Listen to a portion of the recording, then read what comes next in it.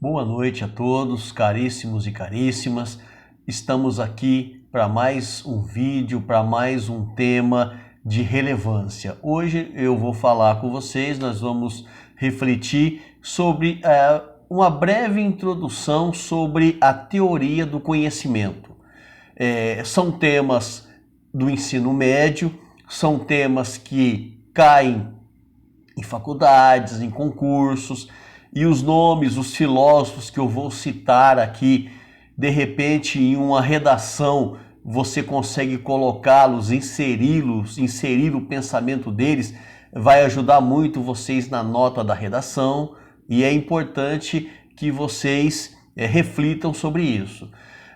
Eu estou gravando esses vídeos não na intenção de me aprofundar, de dar uma aula como se estivesse na sala de aula, porque educação, no meu ponto de vista, é aluno e professor dentro de uma sala de aula. O que eu estou fazendo aqui é apenas evidenciando alguns temas de forma superficial para ajudá-los a meditar nesses momentos de pandemia, para que vocês continuem exercitando a filosofia, continuem pensando, refletindo e buscando mais informações.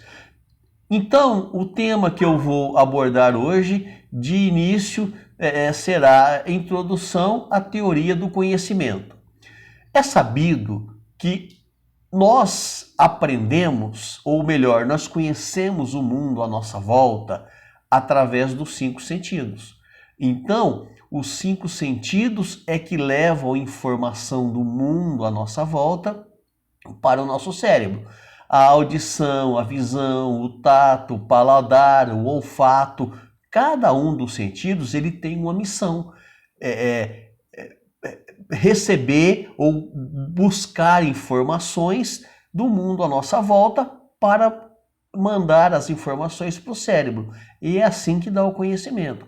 Então a visão, ela leva um tipo de informação para o cérebro. A audição, outro tipo de informação.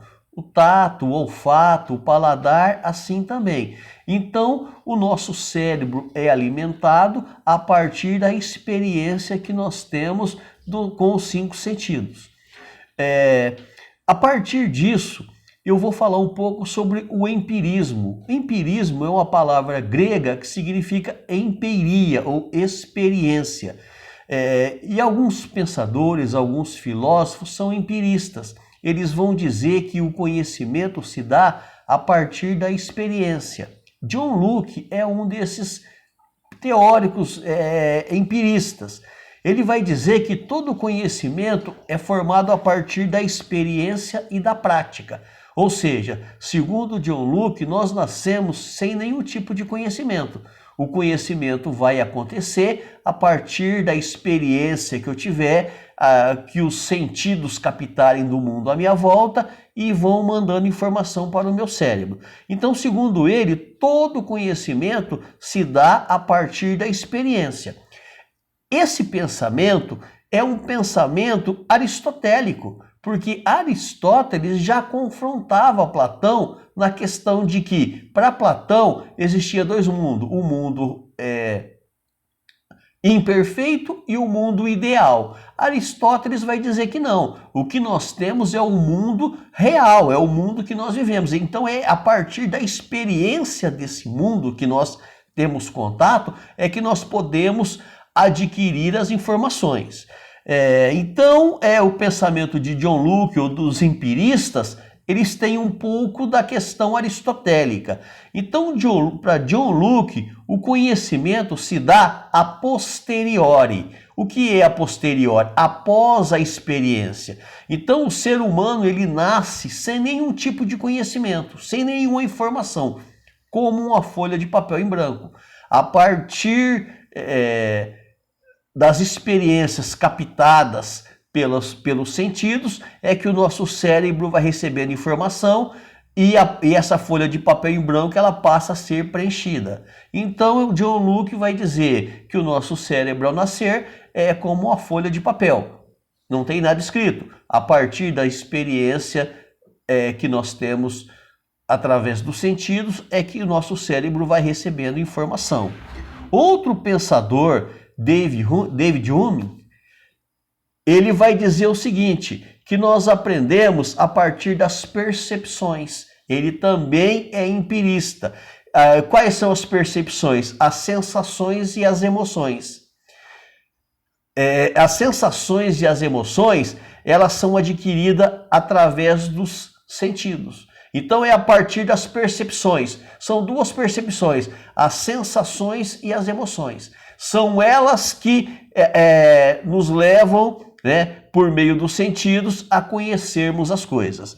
Então nós aprendemos a partir das percepções, que são duas, né? Sensações e emoções. Então as sensações nos levam ao conhecimento e as emoções também. É interessante que David Hume, ele foi acusado de herege pela Igreja Católica. Suas obras foram proibidas, né? Foram recolhidas, não podiam se ler as obras de Hume. Por quê? Todo aquele que pensasse ou ousasse falar alguma coisa contrária à igreja era perseguido nessa época. Então esses pensadores, alguns deles tiveram problemas, tiveram que se defrontar com a ira da igreja na questão de que nada poderia ser pensado, refletido ou poderia ser dito que confrontasse as ideias da Igreja Católica. Então, outra linha de como se dá o conhecimento são os racionalistas ou o racionalismo, que René Descartes, Baruch Spinoza e tantos outros são representantes.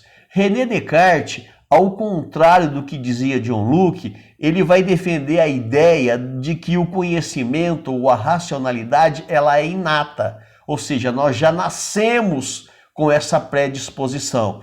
Enquanto John Locke vai dizer que o conhecimento é após a experiência, René Descartes vai dizer que não, que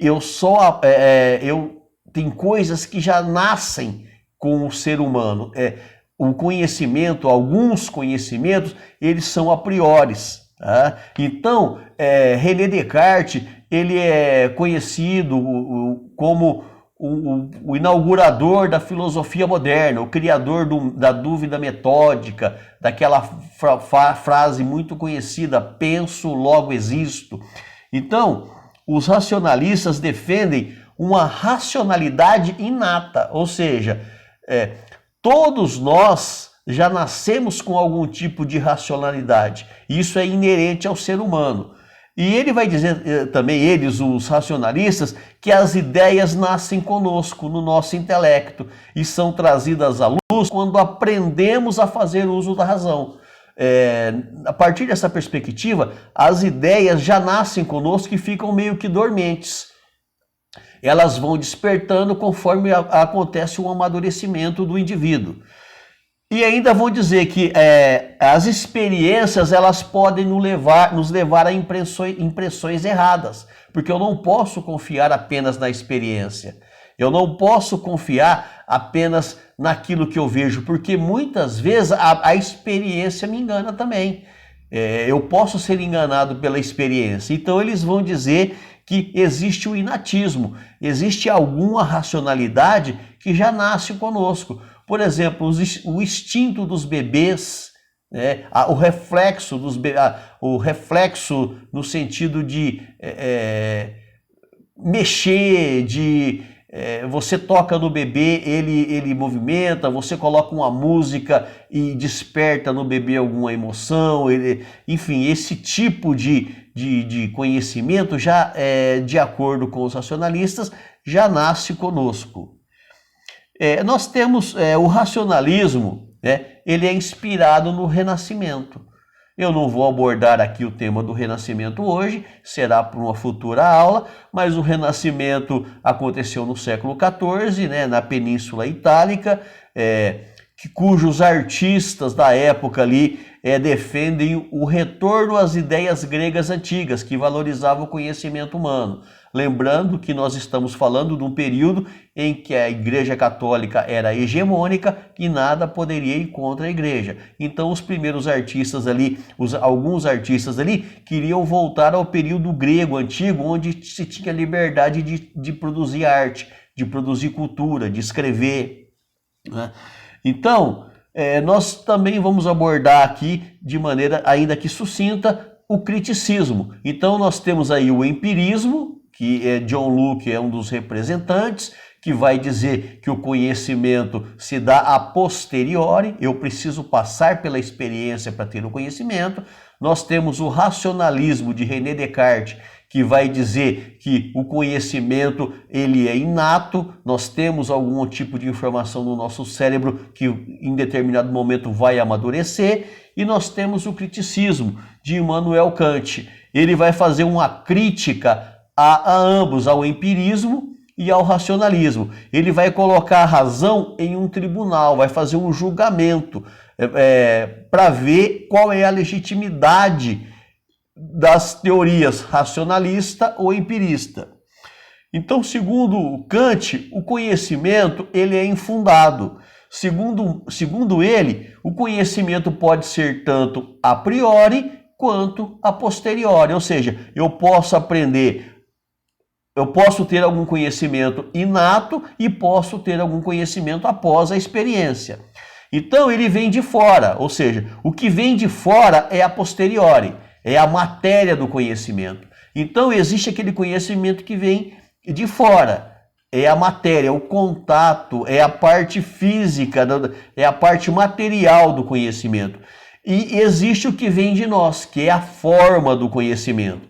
Nosso cérebro não é uma folha totalmente em branco, conforme dizia John Locke. Para Immanuel Kant, o nosso cérebro não é totalmente em branco. Ele pega um pouco do empirismo e um pouco do racionalismo, faz uma crítica e algumas coisas ele concorda de ambas as partes.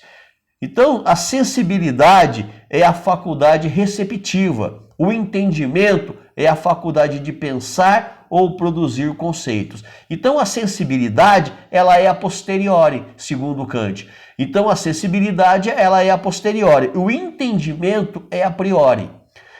Nessa perspectiva, se dá a teoria básica do conhecimento, que necessita de aprofundamento, é óbvio que necessita de mais investigação, que em uma sala de aula, no momento específico entre professor e aluno, esse tema é aprofundado e é dinâmico, é um tema dinâmico que nós precisaríamos de muitas aulas para nos aprofundarmos sobre ele. Então, eu agradeço vocês por assistirem esse vídeo, e o próximo vídeo eu irei falar sobre dois temas muito interessantes e muito importantes também, que é o Renascimento e o Iluminismo. Um abraço a todos.